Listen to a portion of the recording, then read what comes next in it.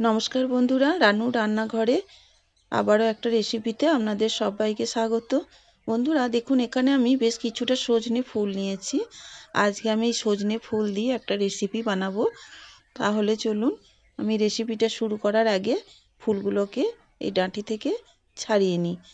একটা একটা করে আমি ফুলগুলোকে ছাড়িয়ে নেব। তো বন্ধুরা, আমি এই ফুলগুলো কিনে আনিনি, এগুলো আমার গাছ থেকেই নিয়ে আসা। আমার গাছ থেকে পেড়ে নিয়ে আসলাম এক্ষুনি, একদম টাটকা ফুল।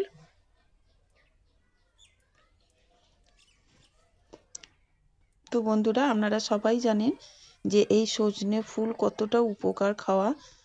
এই সময় গরম পড়তে শুরু করেছে, এই সময় গাছ না থাকলেও অন্তত বাজার থেকে কিনে এনো ফুলটা পারলে খাবেন। তো আমি ফুলগুলোকে সব ছাড়িয়ে নেব। তো দেখুন বন্ধুরা, আমি ফুলগুলোকে সব ছাড়িয়ে নিয়েছি। ওর মধ্যে যেগুলো একটা একটা খারাপ ফুল ছিল সেগুলোকে আমি বাদ দিয়ে ফেলে দিয়েছি। এইবার আমি পরিষ্কার করে বেছে নেওয়ার পরে এইবার ফুলটাকে আমি ভালো করে ধুয়ে নেব। তো আমি ফুলটাকে ভালো করে ধুয়ে নিই পরিষ্কার করে। এখানে আমি একটা মশলা বানিয়ে নেব। তার জন্য আমি শিলনোড়ায় নিয়ে নিলাম 1 চামচ সাদা সর্ষে, আর দিয়ে দিলাম ওর মধ্যে 1 চামচ পোস্ত,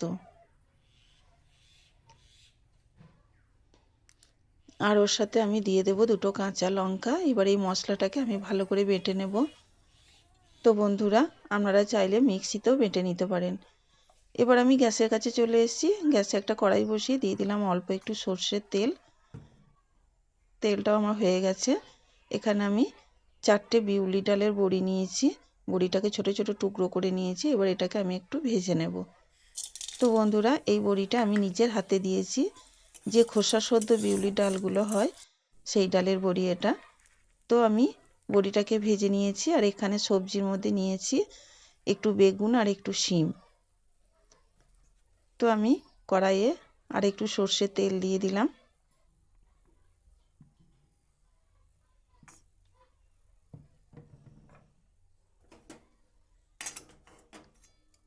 তেলটাও হয়ে গেছে। এবার আমি ওর মধ্যে দিয়ে দেব অল্প একটু 5 ফোড়ন। 5 ফোড়নের গন্ধটা খুবই ভালো লাগে। আর এই ফুল ভাজাতে, ফুলের রেসিপিতে 5 ফোড়নটা দিলে খেতে খুব ভালো লাগে। তো একটু 5 ফোড়ন দিয়ে দিলাম। ফোড়নটা হয়ে গেলে একটা সুন্দর গন্ধ বেরোবে। তারপর আমি সবজিগুলো দেব।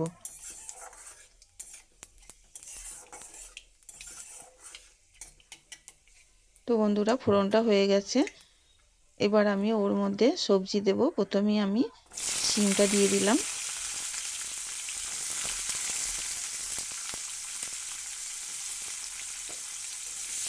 শিমটা দিয়ে একটু নাড়াচাড়া করে নেব।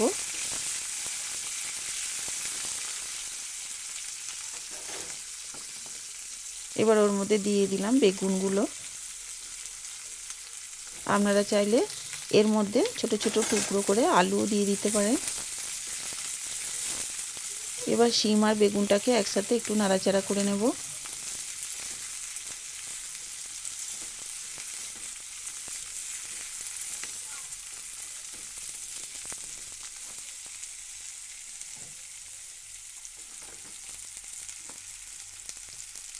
এবার ওর মধ্যে দিয়ে দিলাম হলুদ,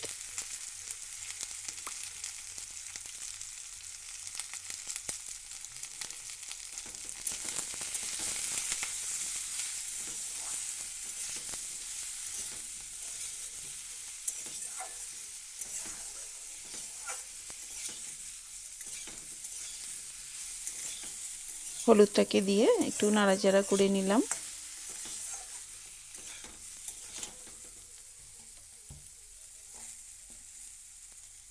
এবার দিয়ে দিলাম স্বাদ মতো লবণ। এবার সব সবজিগুলোকে লবণ দিয়ে একবার ভালো করে ভেজে নেব।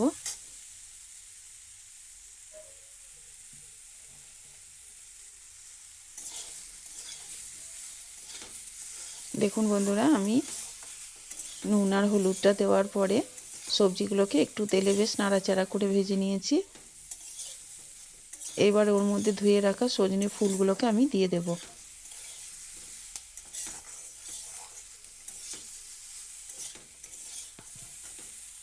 তো বেশ ভাজা ভাজা করে নিয়েছি। এবার আমি সজনে ফুলগুলোকে দিয়ে দিলাম।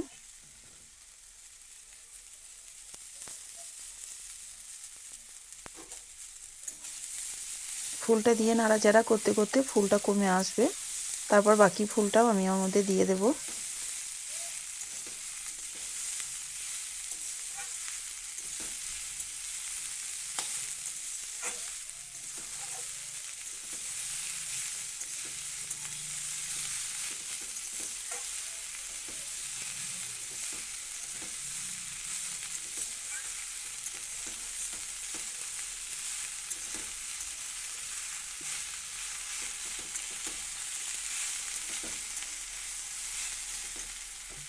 তো বাকি যে ফুলটা ছিল সেটাও আমি ওর মধ্যে দিয়ে দিলাম।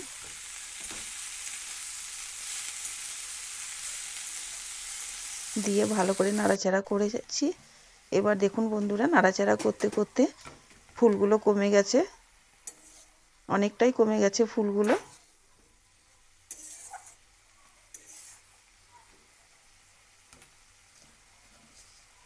এবার ওর মধ্যে দিয়ে দিলাম একটু মিষ্টি। একটু মিষ্টি না দিলে বেশ টেস্টটা ভালো লাগবে না, তাই একটু মিষ্টি দিলাম। দেখুন বন্ধুরা, নুন মিষ্টি ফুল থেকে যে একটু জল বেরিয়েছে, এর মধ্যেই আমার সবজিগুলো সিদ্ধ হয়ে যাবে। আর আমি অল্প সামান্য একটু মশলা দেওয়া এবার বেটে রাখা মশলাটা আমি ওর মধ্যে দিয়ে দিলাম। এবার ওই মশলা ধোয়া ডিশটা ধুয়ে একটুখানি সামান্য জল দিলাম, এতেই আমার সব সিদ্ধ হয়ে যাবে আর আমি জল দেব না এর মধ্যে। এবার সব একসাথে নাড়াচাড়া করে দিয়ে এটাকে ঢাকা দিয়ে একটু সিদ্ধ করতে দেব। এই সময় গ্যাসের ফ্লেমটাকে একটু কমিয়ে দেব।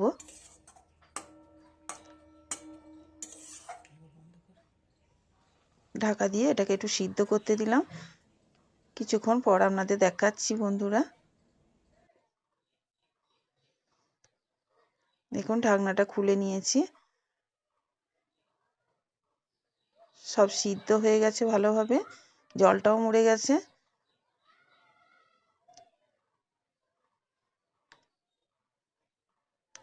এবার আমি ওর মধ্যে ভেজে রাখা বড়িটা দিয়ে দিলাম।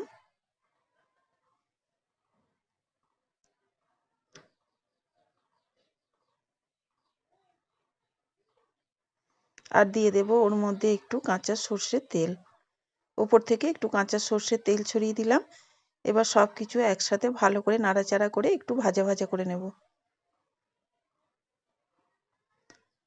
তো আমার রান্নাটা একদম রেডি। এবার আমি একটা প্লেটের মধ্যে নিয়ে নেব।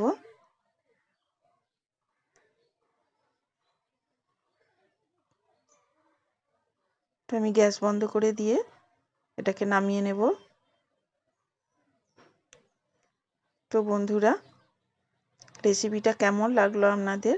ভালো লাগলে অবশ্যই কমেন্ট আর একটা লাইক দিয়ে পাশে থাকবেন। প্রচুর প্রচুর শেয়ার করবেন।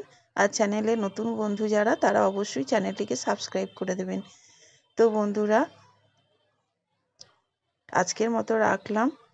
আবার আসবো আপনাদের সামনে অন্য রেসিপি নিয়ে। ততক্ষণে ভালো থাকবেন, সুস্থ থাকবেন। নমস্কার।